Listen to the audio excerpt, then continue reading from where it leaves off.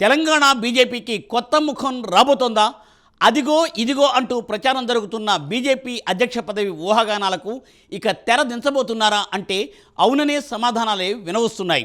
ప్రస్తుతం రాష్ట్ర వ్యాప్తంగా వీస్తున్న బీసీ నినాదాల గాలిని తమ వైపుగా మరలించుకునేందుకు బీజేపీ పావులు కదుపుతోందనే విశ్లేషణలు తెలంగాణలో ఇప్పుడు జోరందుకున్నాయి. ఈ క్రమంలో బీజేపీ తెలంగాణ నూతన రథసారథి ఎవరు అనే చర్చ ప్రారంభమైంది. Let us watch the story.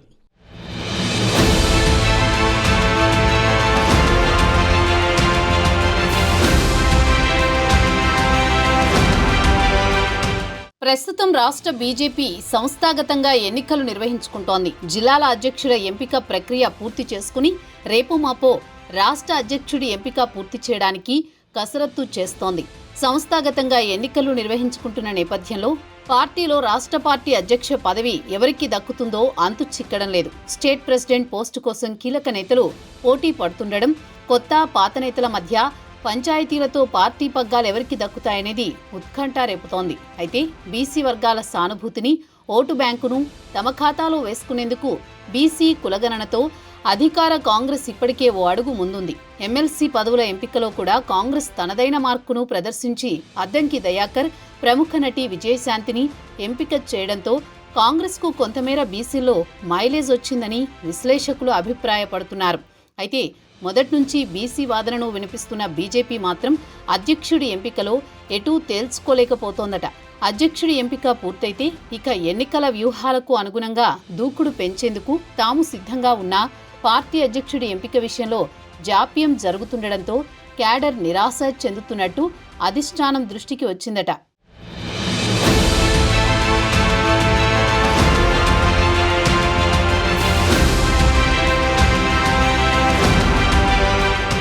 స్థానిక సంస్థల ఎన్నికలకు ముందే అధ్యక్ష ఎంపికను పూర్తి చేసుకుంటే ఎన్నికల్లో కొంతమేరైనా లాభం పొందవచ్చనే ప్రణాళికతో బీజేపీ ఉన్నట్లు తెలుస్తోంది.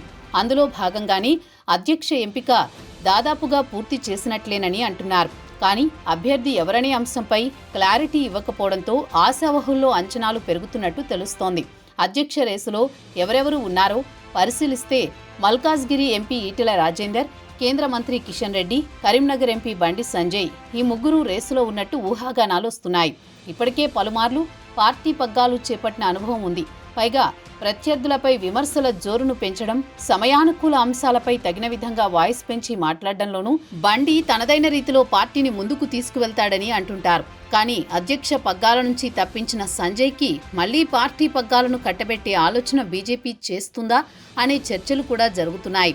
కిషన్ రెడ్డి కేంద్ర మంత్రిగా ఉండడంతో మరోసారి ఆయనకు అధ్యక్ష పదవి కష్టమేనంటున్నారు.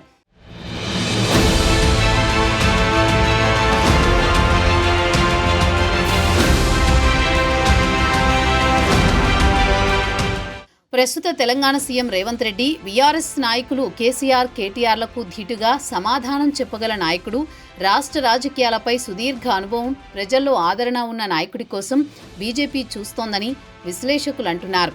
ఈటెల రాజేందర్కు తెలంగాణ ఉద్యమంలో పాల్గొన్న అనుభవం, కేసీఆర్ను ధీటుగా ఎదుర్కొని మాట్లాడగలే నేర్పు, తెలంగాణ రాజకీయ, సామాజిక అంశాలపై తగిన అవగాహన ఈటెలకు ఉండడంతో ఈటెలను ఖరారు చేసే అవకాశాలే ఎక్కువగా కనిపిస్తున్నాయట.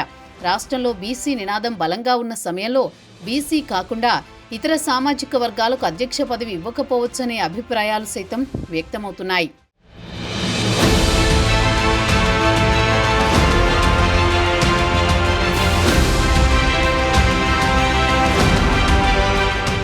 బీజేపీ రాష్ట్ర అధ్యక్ష బాధ్యతలు ఈటెల రాజేందర్కు అప్పగిస్తారనే ప్రచారం గత ఏడాది నుంచి జోరుగా సాగింది.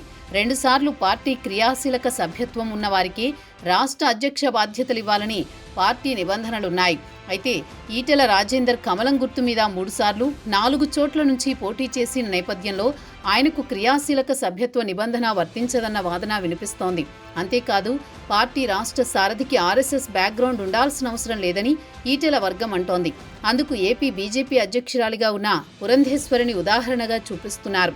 ఈటెల రాజేందర్ ఖచ్చితంగా పార్టీ అధ్యక్ష రేసులో ఉంటారని బయటికి గట్టిగానే చెప్తున్నప్పటికీ ఇన్సైడ్ ఏం జరుగుతోంది,